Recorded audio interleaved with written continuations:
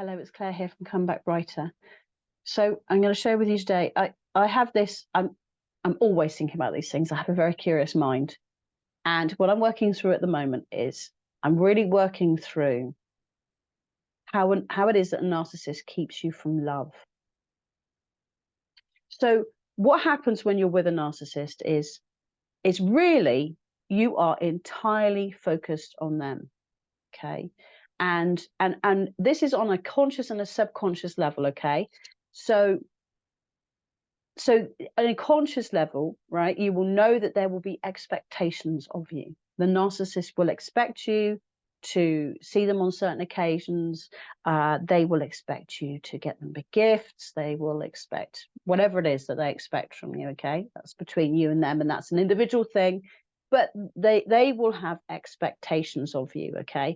And you're consciously aware of these, okay? So these will be the times when you want to go away for the holidays and you feel that you can't because your narcissistic parent expects you to spend the time with them. So you're compromising what you want on a regular basis. And actually that's a conscious way as well, isn't it? You'll be thinking, will they approve of my new boyfriend? Will they approve of my new job?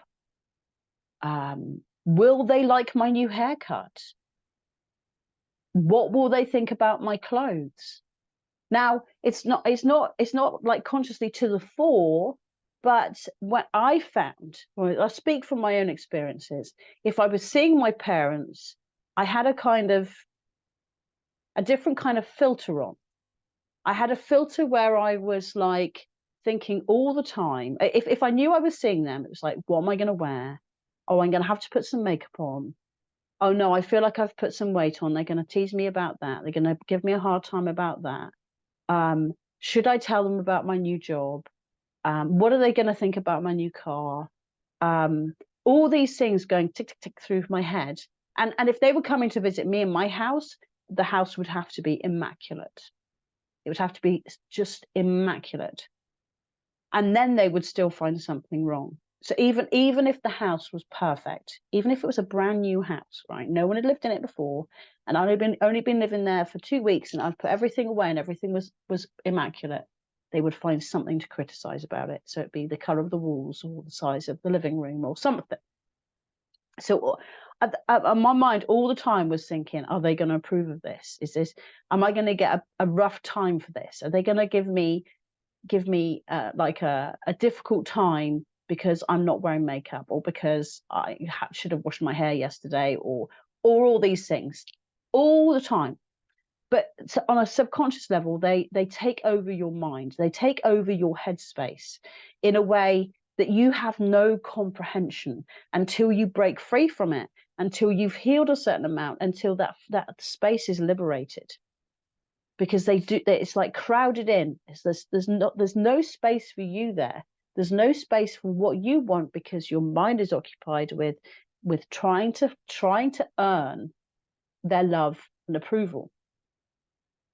Okay.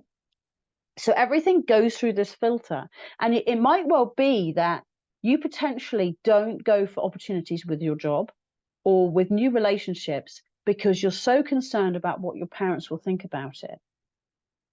And the things that you do, I'm so worried they're not going to approve. And it may not be on a conscious level in that way, but there will be an element of, will they approve? You like that person, but you don't think that they will. So you stop the relationship. You don't go any further with it because you're worried about your parents approving. Okay.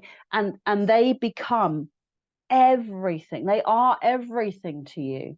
Okay. And the longer you're like with them, like the longer you're in contact with them, the worse this gets, because they rule your life. And they will get in the way of your relationships 100%, because they want to be the only one to you, no one else. So they will sabotage your relationship. They will tell lies. They will drive a wedge between you and your friends. They will, and they may not be overt about this, but they will put little seeds of doubt. They know your weaknesses, and they will exploit those weaknesses to drive the wedge between you and your friends, you and your relationship, or to make you think that you're not capable of going for that promotion, you're not capable of that career change, you're not capable of getting that job that you're going for. They want to keep you small, because the smaller you are, the bigger they are in comparison with you. They've got to be, or got to feel, better than you in some way. And that way that they feel better than you might be that the job that they have.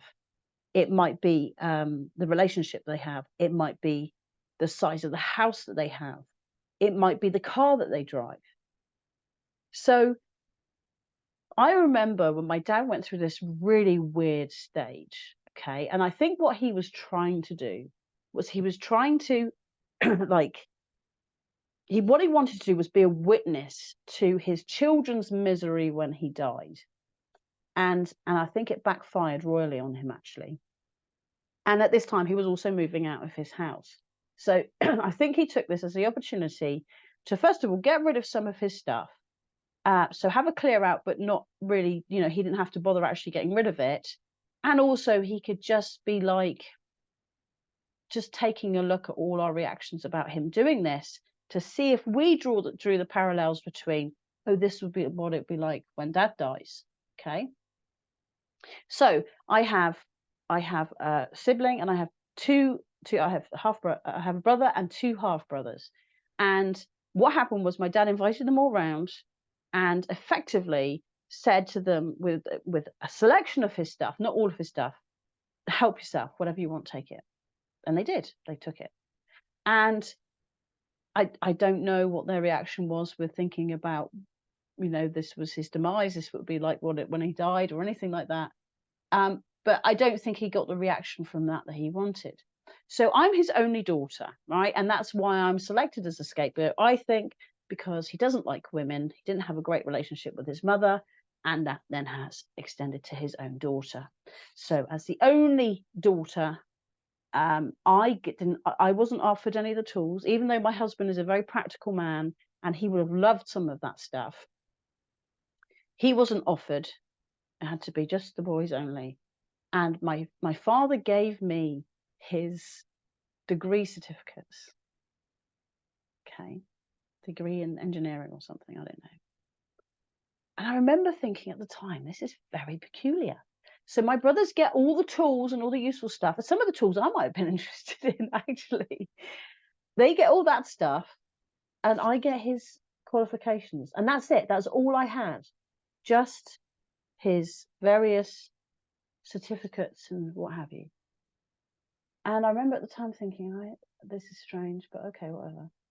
And now what I realize is, in his mind, he was better than me because he had a degree in engineering.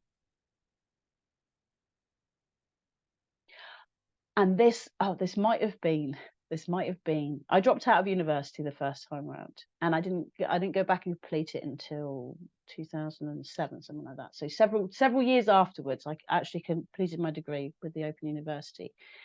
So for those years between me dropping out of university and me finally completing my degree, my dad used every opportunity he could to tell everybody that I was a dropout from university, how much money I cost him, what a terrible daughter I was because I was such this waster that had dropped out of university. And he shut up as soon as I got my degree.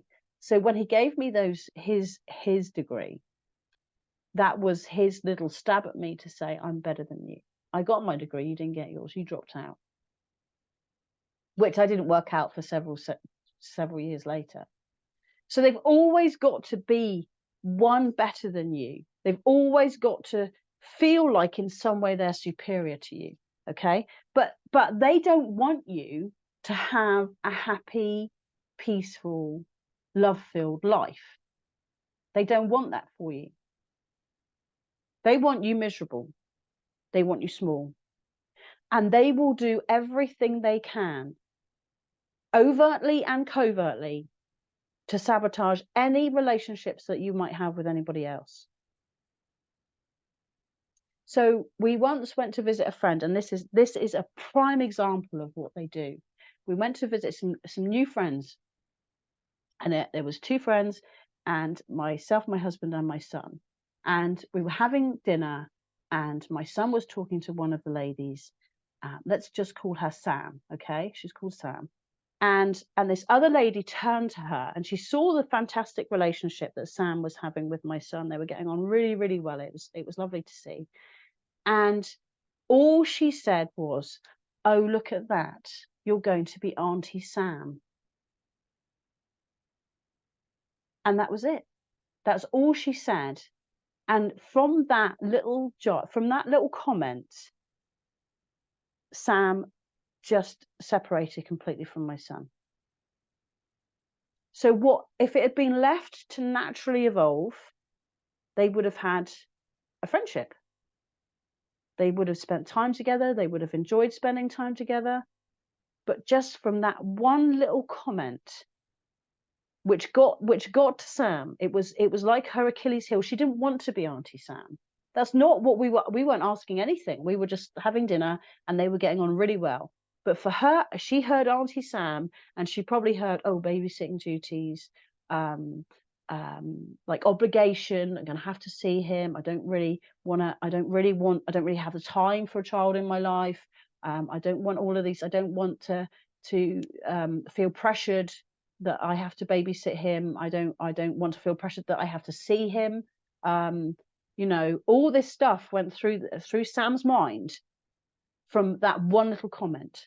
So that other person stood between my son and Sam and decimated what was the beginnings of a beautiful friendship there between the 2 of them.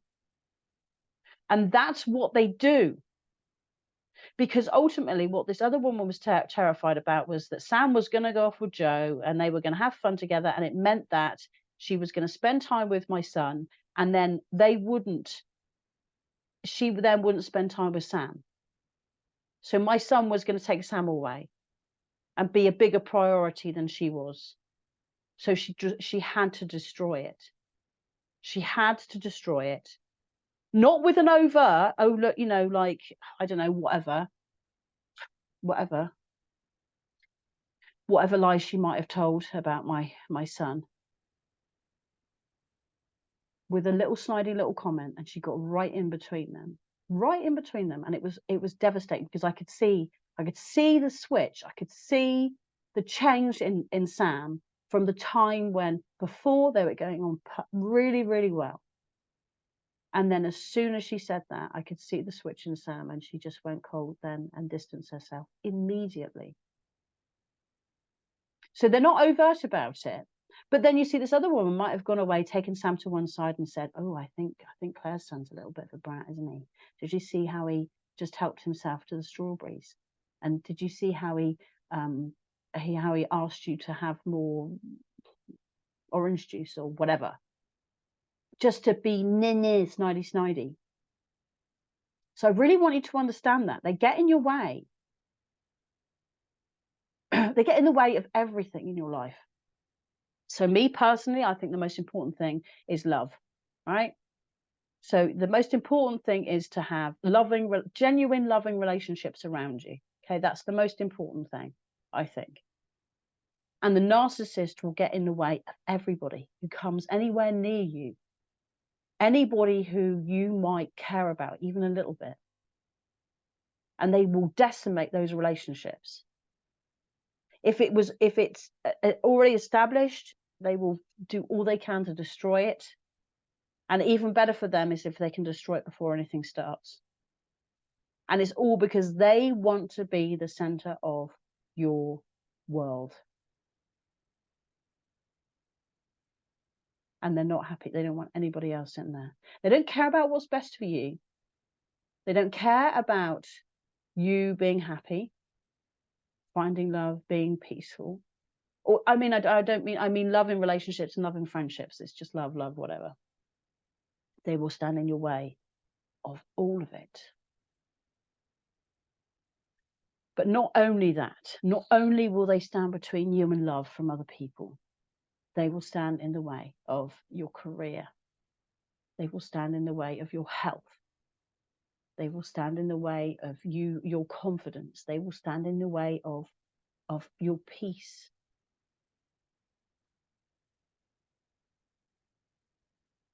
And it's deliberate. They know exactly what they're doing. So I want you to understand that. I truly want you to understand that. I don't think you can actually have a truly connected and loving relationship or friendship with anybody whilst you're involved with a narcissist. Because the narcissist will do all they can to sabotage it. And they'll do it in different ways. But the end result will be that you won't have a relationship and that you won't have the friendships that you want and that you deserve. Because when you tie that also in with the fact that if you are still involved with a narcissist, you're much more likely to attract narcissists in your life. The people that come into your life that aren't narcissists, they will either be scared off by the narcissist or you will push them away because of the narcissist. So the real loving, genuine people will go one way or another. And then that will clear the way for more narcissists, or for the narcissist to just have you to themselves all the time. Because what if the narcissist likes who you're with, then big red flag, really. If they like them, if they like them, it's because they can manipulate them. And that other person prioritizes them over you. So all they've really got is another puppet that's doing what they want. They pull the strings, and their puppet does. Your partner, your friend, whoever it is, they pull the strings and they control them as well. And then there's a narcissist and your friend or your partner who's the puppet, both working on the same team, both working against you. I hope that this helps you. If you need me, I am here for you. Please reach out either here in the comments or at Clare, CLARE, comebackbrighter@gmail.com. Bye.